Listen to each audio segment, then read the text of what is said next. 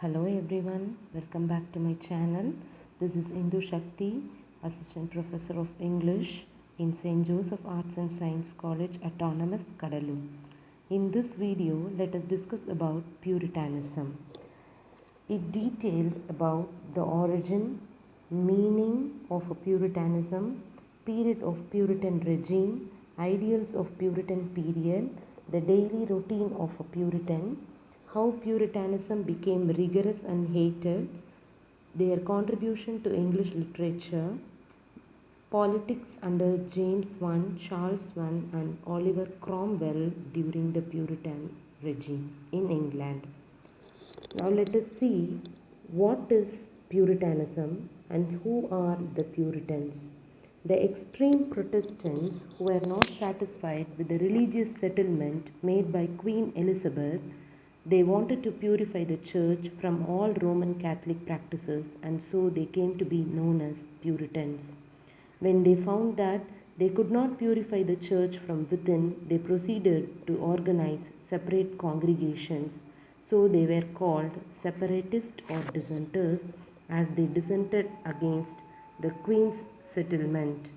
Puritanism was therefore the extreme form of Protestantism. According to G.M. Trevelyan, Puritanism was a religion of all those who wished to purify the rituals of the established church from the taint of Roman Catholicism. The Puritans not only attacked the form of public worship but also condemned the administrative machinery of the church. They hated episcopacy or the rule of bishops. Instead of episcopacy, they wanted the church should be managed by a group of elders or presbyters. In their everyday life, they wanted to practice austerity. The age of Puritans may be roughly defined as a century following the Reformation. It extended from the first years of the reign of Queen Elizabeth to 1660. The restoration of the monarchy in England put an end to the Puritan attempt to establish a theocratic state. Next, we will see what is the lifestyle of a Puritan. There were certain ideals, characteristics of the period during the Puritan regime, as Sjctnc points out, a new moral impulse bound together where people of all ranks of the society took a more serious tone. All that was coarse, profane, and impure in the courtly life of the time was repugnant to the Puritans. Simplicity, purity, and order became essential characteristics of a good man in every aspect of his life, whether it was dress, conversation, eating, or amusement. A new ideal of equality of all men in the sight of God arose in opposition to the pretensions of kings, bishops, or clergy to a superiority based upon their position. The daily routine of a Puritan usually involved Puritan devotion at the hour of rising, followed by family prayers, with the reading of scripture and catechizing of children and servants. For spiritual guidance, he depended solely on the Bible, and so scripture reading was a regular feature with him.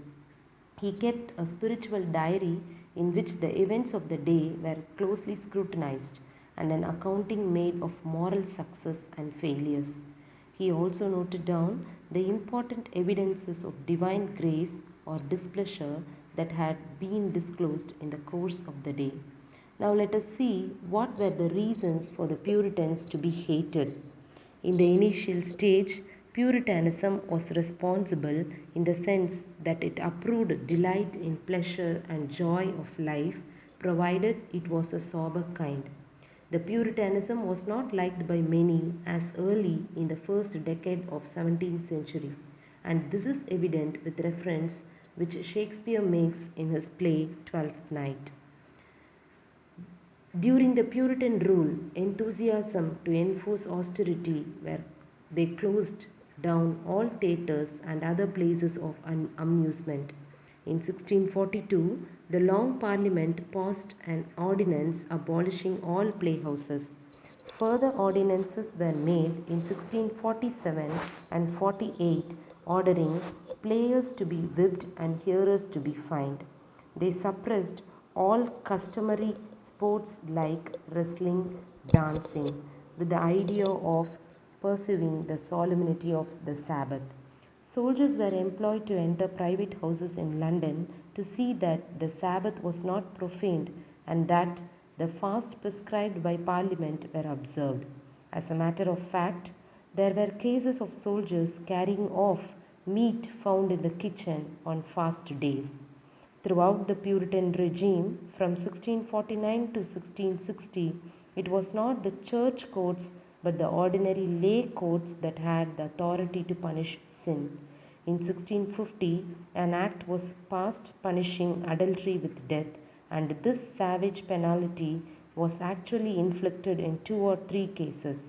Thus, its harsh interference in some of the ordinary affairs of life made Puritanism hated by most of the easygoing English people. Next, we'll discuss what is their contribution towards literature. The Puritan contribution to English literature was substantial. Paradise Lost, the great epic in English, was written by Milton, a typical Puritan. Milton's idea in writing the poem was to assert eternal providence and justify the ways of God to men. On this subject, Mark Pattison remarks that a Puritan in Puritan surroundings could not choose. Another great epic which the same poet wrote was Paradise Regained. Milton also wrote other poems, though not equally great. One of his earliest poems was Lycidas, an elegy which he wrote to mourn the death of Edward King, his college mate. His Puritan hatred of corrupt Anglican clergy finds vehement expression in this poem.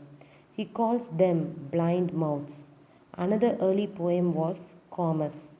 Paradise Lost contains satirical reference to the pleasure-loving Charles II's court, which was a scandal to the entire Western Europe. The greatest prose work of the period was The Pilgrim's Progress, written by John Bunyan, a Puritan who derived his inspiration purely from the concerned reading of English Bible. It is the greatest allegory in the whole of English literature. The work is remarkable for beauty and simplicity of its style. The extraordinary appeal which it makes to the human mind is shown by the fact that it has been translated into 108 languages and dialects. Next, the politics during Puritanism. Puritanism had its impact on politics as well. During the time of Queen Elizabeth, some Puritans got elected to Parliament and gave some trouble, but she was able to hold them under check. After the death of the Queen in 1603, King James of Scotland became the King of England with the title of James I. James had consented to the establishment of Presbyterianism in Scotland. The Puritans therefore believed that he might show some favour in England. With great expectations, they presented the king with a petition of church known as the Millenary Petition because it was supposed to represent the desire of more than 1,000 clergymen. They wanted to do away with the rule of the bishops, but the king turned down the Puritan plea because he thought abolition of episcopacy would prove harmful to his own interest as king. He was a believer in the dictum of no bishop, no king. He therefore followed a repressive policy, and it had the effect of driving more Puritans into separatism and exile. Some of these Puritans went to Amsterdam, where they became the earliest group of Baptists. Another section under the leadership of John Robinson went to Leyden. It was a portion of this community that went to establish the colony of Plymouth in America in 1620. Puritans, unwilling to give up all bonds of fellowship with the Church of England, adopted a middle position and they were called non-separatist. Now let us discuss what was the civil war that arose during the Puritanism. During the rule of James I, he was not an aggressive persecutor and so there was no serious trouble. However, things took a dangerous turn when Charles I ascended the throne in 1625.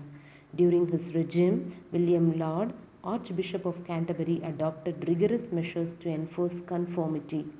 He tried to impose episcopal liturgy on Scottish churches, and on this account, Scotland rose in revolt and invaded England in 1639.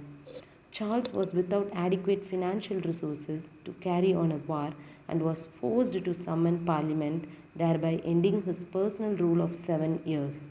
When the Parliament met in 1640, a general feeling was suppressed that the evils of papacy should be eliminated.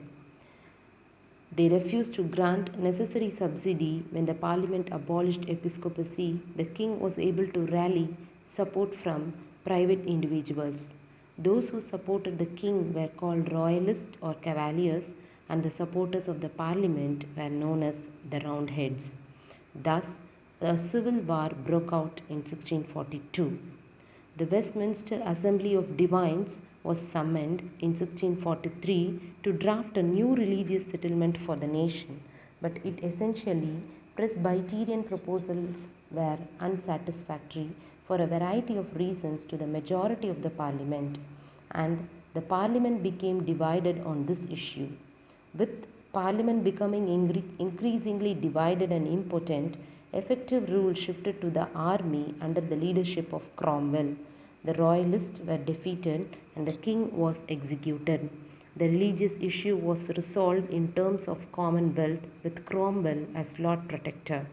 After his death, the political situation rapidly deteriorated, and in 1660, the Puritan attempt to form a theocratic state was brought to an end with the restoration of Charles II as a king of England. Thank you. Catch you up in another video.